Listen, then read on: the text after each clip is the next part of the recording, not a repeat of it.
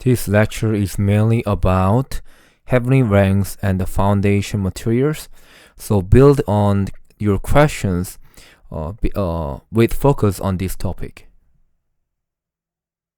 Absolutely. Let's keep it centered on that. So, building on the idea of heavenly ranks and how the quality of our foundation materials matters, given that we're talking about different levels of reward or different ranks in heaven, how do you see this concept influencing the way we live out our faith practically day by day? In other words, how should this idea shape our daily spiritual practices?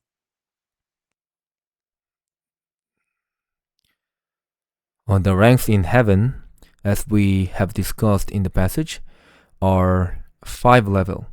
First, the left and right seat of Jesus, and followed by the 12 thrones, then the 24 elders, the 144,000, and lastly the great multitude in heaven. And Exactly. I believe that the most the rank most likely we can attain the rank we can attain most likely is the lowest rank in heaven, which is the great multitude in heaven. And then the question becomes, what are the things we need to do to be part of this great multitude in heaven? And the scripture provides the answer. In Revelation chapter 7, the John describes the great multitude as those who come out of the great tribulation.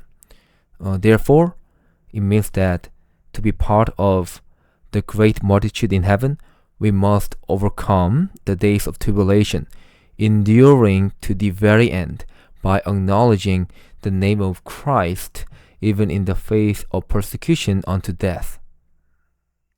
That makes a lot of sense. So, if we follow that line of thought, it really emphasizes that daily endurance and perseverance in our faith, especially in times of trial, is what ultimately aligns us with that great multitude. I love how you tied it back to Revelation 7. So, here's my next question to keep us.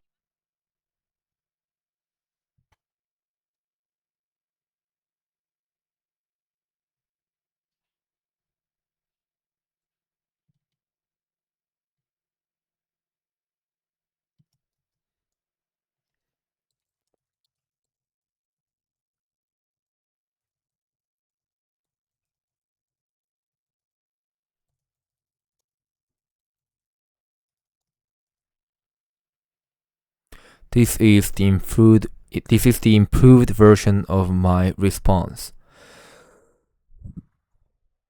As we discussed in the passage, Scripture presents five distinct levels of heavenly rank. First are the seats at the right and left of Jesus.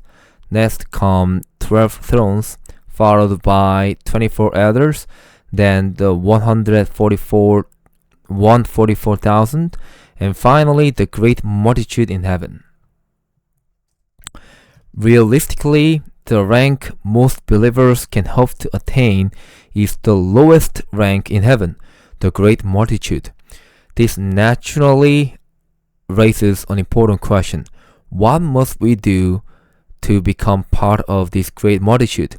Scripture itself provides the answer. In Revelation chapter 7, John describes the great multitude as those who come out of the great tribulation. This means that belonging to the great multitude in heaven requires overcoming the days of tribulation. We must endure to the very end, faithfully acknowledging the name of Christ, even in the face of persecution and even unto death.